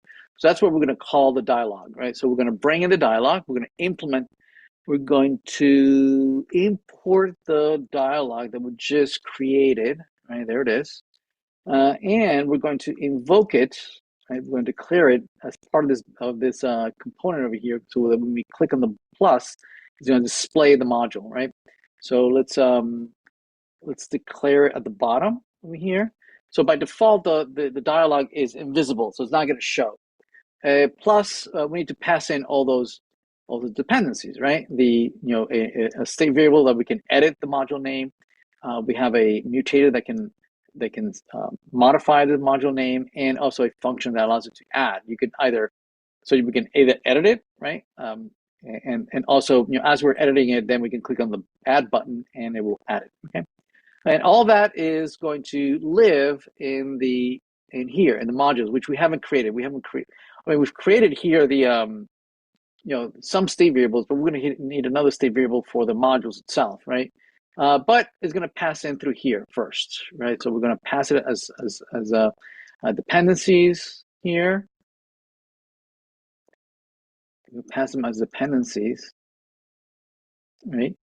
And then only because we need to pass it down to the module editor, and then now we need to pass in these state variables to the module controller from the modules library. Okay.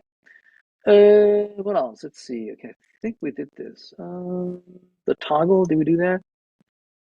Toggle. Blah, blah.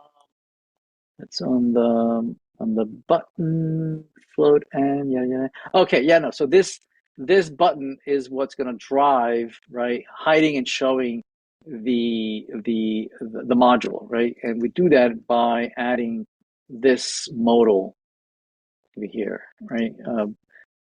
And that's straight from the Bootstrap. Okay. So anyway, so let's create these state variables in the modules component. Okay, so we'll create the state variable for the name of the module, so for the input, so that we can type the name of the module. Right, and we'll also need a function that if we click on the add module, is going to create a new module, right? It's going to append it to the array, right, of the modules. Okay, so we'll add here. So basically, if we click on add module, it's going to copy the old array of modules, and it's going to append at the end a new module whose ID is going to be a unique identifier. The module name, the name of the module will be from our state variable, right, that we are editing from the dialog, right, plus an empty array of lessons, and also we have the course ID, so that it knows that this module belongs to this course, right? And now we're going to pass in all these dependencies to the module control, which I think it needs the module name, the set module name, and the add module. There we go, right? So now we should be able to click on the module, add module, and it adds the new dialog, pops up, and then says, module 1, 2, 3, add module, and it adds it at the bottom. See that? And this is module 1, 2, 3, 4, add module, and it adds it at the bottom. Okay. Now, we also want to be able to remove a module. So, for instance, we can add a like a trash can at the end, right? At each one of the, as we are iterating over the modules, we can add a trash can over here, right? So if we click on it, it removes it. So let's see. Now that was part of the module control buttons that you created in a previous assignment. We didn't create it here in class, but this is the kind of like the solution. So I'm just going to copy it into module control button. So if you hadn't created it, you can just copy from here. So in here, module controls, that and it's going to have this content. And we need to import a few things here. Let's import. All right, we don't have this, right? This was implemented in a previous assignment, so I'm going to just remove that. So we only going to have the trash can. Only have the trash can, and this is part of when we're rendering the modules, right? And that is in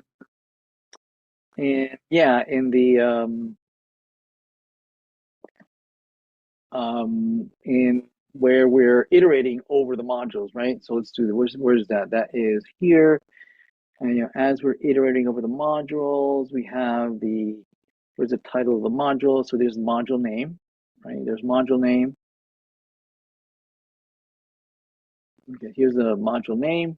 Here's the vertical over here. So at the end of this, we can add, module control buttons. Is that it? Is that called module control button? Yeah, right. And we'll need the delete button, right? The function that is actually going to delete, that's going to filter the modules, and we're going to pass all this to the new module control buttons. So let's add that as dependency, and that. There we go. Okay, there's our trash can, right? And so if we click on the trash can, it removes that particular module from the array. Okay. All right. Then editing the module. So I'll leave that to you. You can implement that. But what I did want to take a look at that is how would we re-implement this, right, with Redux? Okay. Actually, no. Let's finish up the editing. So in editing, in the control buttons, we are going to keep track on whether we are editing the module or not. So we're going to add a pencil, right? That clicking on the pencil is going to toggle whether the title over here is being edited or not, right? And what we'll do is that we could pop up a new dialog where you can edit the title, but instead let's make it a little more interesting. We're going to replace the title with an input field that can be edited in place, right? So let's do that. So let's add a pencil in the here, right? So next to the trash can, right? We're going to add a pencil. We're going to import the pencil, and the edit module. We're going to pass in a function, right? We're going to pass in a function that is going to be able to toggle whether whether the component is being edited or not, right? Like that, okay? And we're going to pass it we're going to implement it here, and then we're going to pass it as a dependency into the module control buttons, right? Let's do that. So in here, we're going to implement those two functions that toggle whether the editing is true or false, right? And so we're going to add a flag whether if we're editing or not. We're going to either display the title of the module or an input field that we can type into the module. Okay, and then we're going to pass in that dependency, right, to the controls, right, to the module control buttons. So in the module control buttons here, we're going to pass in that new dependency, right, that new dependency. And so now we can toggle it. We can toggle whether this is being edited or not. Now, if it is being edited,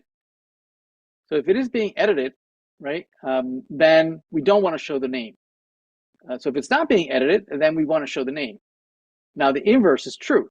If it is being edited, we want to instead show an input field that we can type in the new name of the module.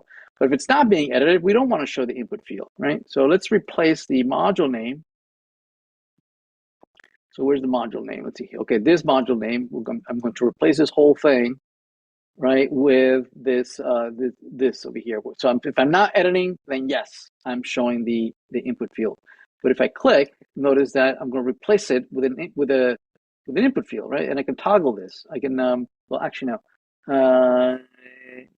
So if I'm editing, it's not going to show the text. It's going to show the input field. But then, as I am typing, I can change it. And as I am changing it, it's going to update the name, right?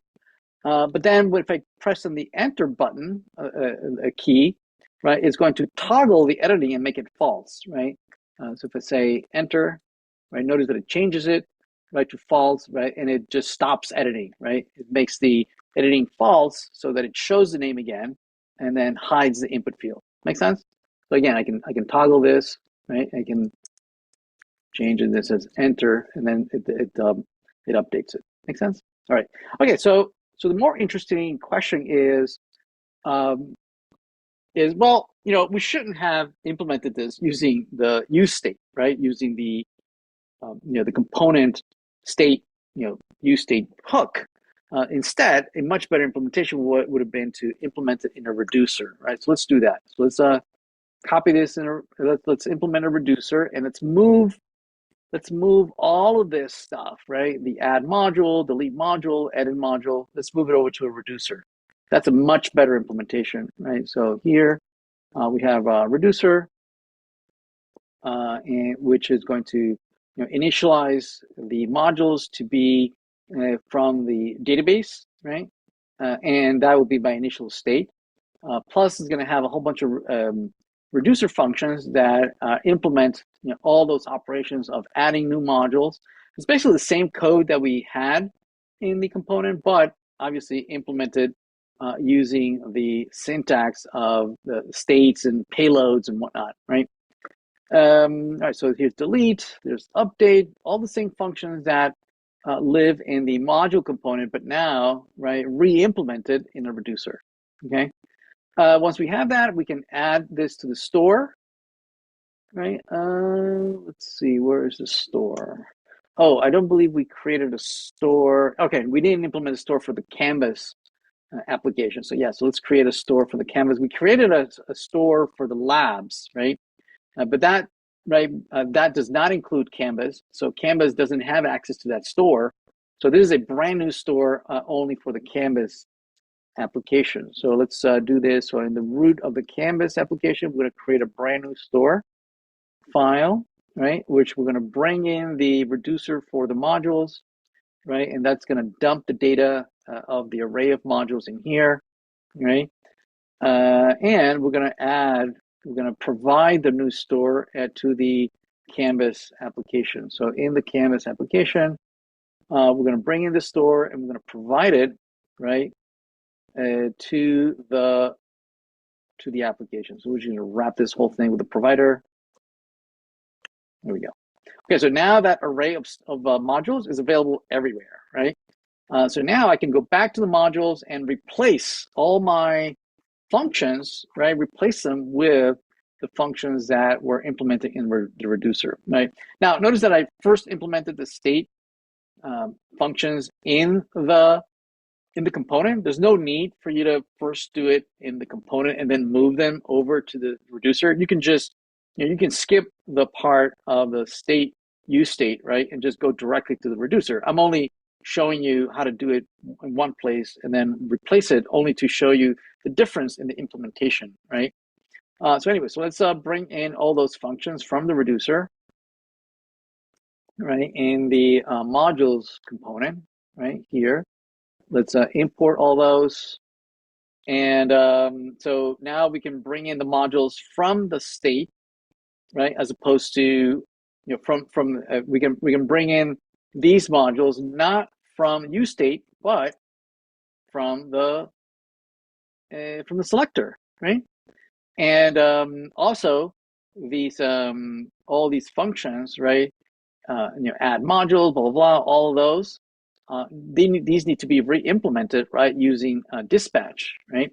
And so let's do that. So yeah, so none of these functions are we going to use anymore. So we're going to just comment those out. So instead of these add modules using these functions over here, they need to use now the functions that we're importing from the reducer, right? So let's re-implement that. So now our add module is going to be just a little bit more complex, right? So it's going to dispatch call add module. It's going to pass the argument of the module name and the course as an argument, right? And then it's going to set the module to empty. So let's replace this implementation here with my new implementation right there. Let's see. Also the the update module, we need to wrap it in with a dispatch. Right, so update module. Let's see. And yeah, update module right here. Right, so we're going to wrap that with a dispatch like that. And this one too, we're going to add this one too. We need to put a dispatch around it like that. Right? Any other functions we need to update? Oh, here, module controls as well, right down here. So these functions, these also need to be wrapped. So we need to convert this into we need to convert this into a closure so that we can put a dispatch around it like that. Missing. Oh, we need to pass in the module ID too. Module ID. Oh, yeah, pass it as an argument like that. And same thing here, module ID. So let's re-implement that. There we go. Anything else? I think that's it, right? Okay, so let's see. So, okay, so notice that I'm not using any of the functions anymore, right? These are all commented out. So let's see if this blows up. Let's see, add module and module name, add module. There it is. See that? Add module, module ASD, add module. And I should be able to edit it, right? And say, so enter, it updates. Again, using the reducer, no longer is it using the local state, okay? All right, there you have it, right? So this is an example on how you can use the local use state, right? That and also how to use application level state, right? And how they can work together, right? So that some state variables make sense that they live inside of the component, right? Whereas some other state variables is worth broadening the context so that it can be shared across multiple screens, components, and whatnot.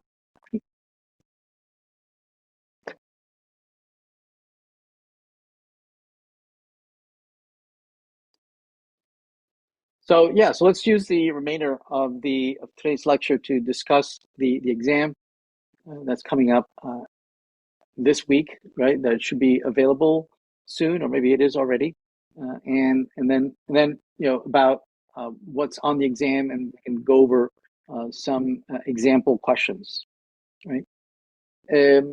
So first of all, the topics for the exam are everything that we've covered up until last week, right? So last week we discussed use state, and so you can expect questions on use state that where I might give you a puzzle that and ask you, well, what if I click this button 3 times, right?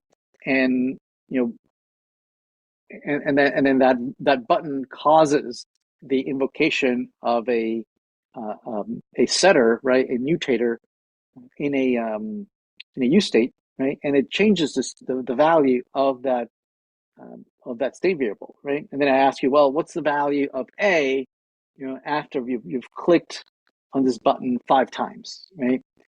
And then I might have you click on 2 or 3 buttons, right? And then ask you, well, what happens if you click on A 3 times and on B 5 times, right? What is the value that is displayed in the header? Okay, so it's a very common question. It's a very common puzzle. Um, uh, Obviously, questions about destructor and the spreader, right? So make sure to go over different examples on how to do that. And I think in the previous quiz there were a couple questions about spreaders and destructors. So make sure you understand those. All the common array functions such as filter, map, right, find index, right? All those functions, you can expect to have questions on that. Um, let me see.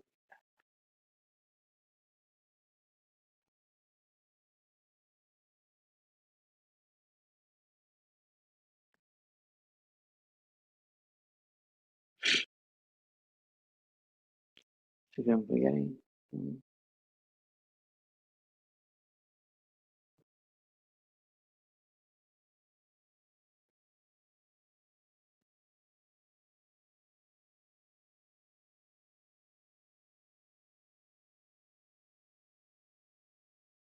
Yeah, where I might ask you, he's an array, right, that contains objects, right, and it's iterating over those objects, and then ask you, well, what does it render? Okay, the question on the chat. Is there any questions that we need to implement code? No, all my questions are either um, multiple choice or fill in the blank, right? So I'll give you a fill in the blank, right? Where and then I ask you, well, I want this output, right? This is the data structure.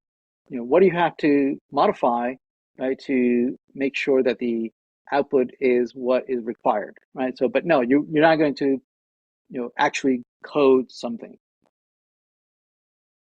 I'll give you code that you need to either complete or critique or make some comment or fill in the blanks, right, so that it behaves as expected. Right? And then, I might give you an array where, and then you have to fill in whether you would use either filter or find or map or one of the array functions, right? So that the operation will generate the output that we're asking. Okay? Also, definitely make sure you take a look at params, right, and use location. Remember that use params allows you to pick out parameters that had named parameters in the route. So remember in the route, right, like we did in the right, like we did in the canvas over here, right? We declared a route, right, and we gave it a name, right, CID or whatnot, right? And so CID is then you can pick out the ID, right, using use params. So use params allows you, right, to pick out the value from the URL, right, the URL that has a particular path, a position, right, and that name path position we can pick it out by name. So this name matches this name over here, right? So that's use params. Right? We also looked at use location, and use location allowed you to extract the path name, and the path name is just a string, right? And then you can manipulate it or query it just like any regular string. Now we used it so that we can ask the string, hey, does this string contain a particular substring, right? And if it did, we would apply a particular class to highlight it or not. So make sure you understand path name when it's using use location or use params. So yeah, path name is just the URL, the uh, the raw URL, whereas use params uh, use params is picking out a particular named path location, right? And you name those those locations, you name them, in the declaration of the path, in a route. Okay, so there'll be a question that maybe adding something or subtracting something or multiplying something, or where you have to pick out portions of the path that are named, right? And then grab those two values and do some computation, right? And I'll ask you, what does the route need to be, what the path needs to be, right? I'll leave something blank here, path, right? I'll leave the name here blank, right? So you have to name it something. So I'll give you clues and say, well, this is named like this and use params. So you'll need to figure out that, oh, this also needs to be CID, right? Or vice versa. I'll give you CID over here, but leave this blank, right? And then you need to derive that this needs to be CID. Okay, and then I'll give you options here. Should this be use params or should this be use location? Right, careful. You need to know which one it is. Okay.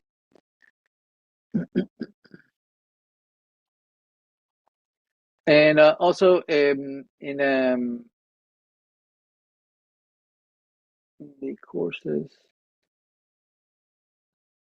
remember in courses, right? In the course navigation, we had to make sure, right, to use link, right, to encode, right, parameters in the link, like we did over here, right? Like we had to pull out some CID, right, from the params, and then we use that to create other URLs, okay? And because we wanted to make sure that as you clicked on these hyperlinks, and you navigated to the home or you navigated to the modules, the CID, you would be able to pull out the value when you got to the modules, because the modules expected the CID to be there, right? So make sure you understand, being able to fill in, create a link, right, that encodes data in the link, like we did here. That then in another component where you are able to pull out the value that was encoded in the URL with a particular name. Okay. Also, we took an example in our lab, right? In our lab 4, where we did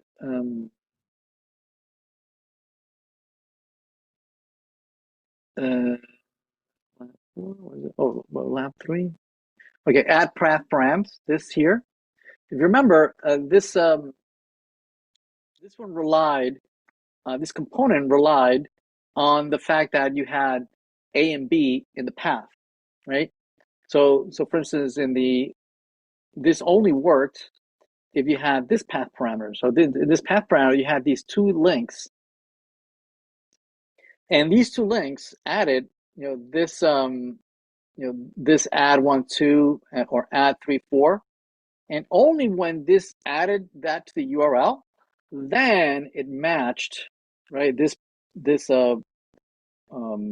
pattern, right, for the path in the route, meaning that this component was not even shown, right, not until you clicked on one of these links that it added to the URL so that it matched this, and then it appeared, right? It appeared.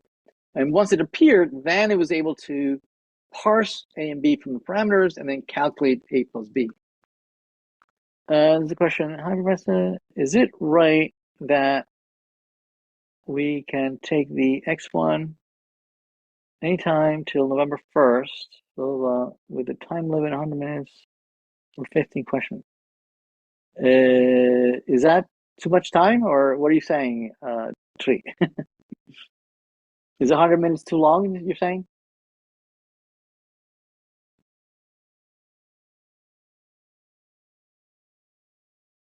Is it just 15 questions, really? Oh, it is. Okay. I believe it's updated, yes.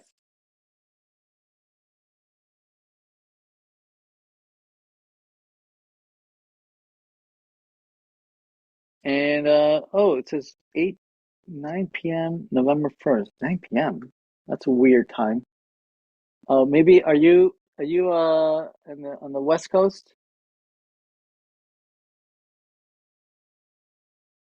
Oh, Pacific time. Okay, so yeah, right. It's midnight Eastern time, which is 9 p.m. Pacific time.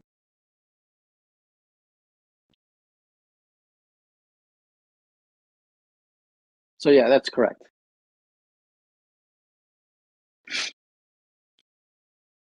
What else? Let's see. Maps, blah blah blah. Uh, Routes, use location, use param, this destructor. Make sure you understand destructors. Um, Spreaders, use state. Uh, Now, spreader for both, for objects and spreaders for arrays, and also destructors for both, destructors for objects and destructors for arrays. So make sure you understand them for both. Mm, I'll go over your acronyms. So make sure that you know what HTML stands for: HTTP, URL, CSS, DOM, JSON, SPA, right? Uh, so make sure you know your acronyms. Spreaders, use state, routes, find, array find index, map. Okay, I think that's it. All right, yeah, that's all I have. Let me know if you have any particular question or from a quiz or something that you want me to go over. Um, if not, right, we can have a office hours.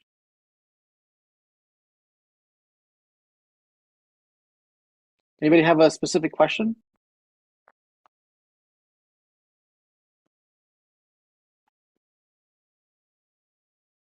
Actually, let me have a quick break, and I'll be right back, and then we can do office hours. Okay, right back.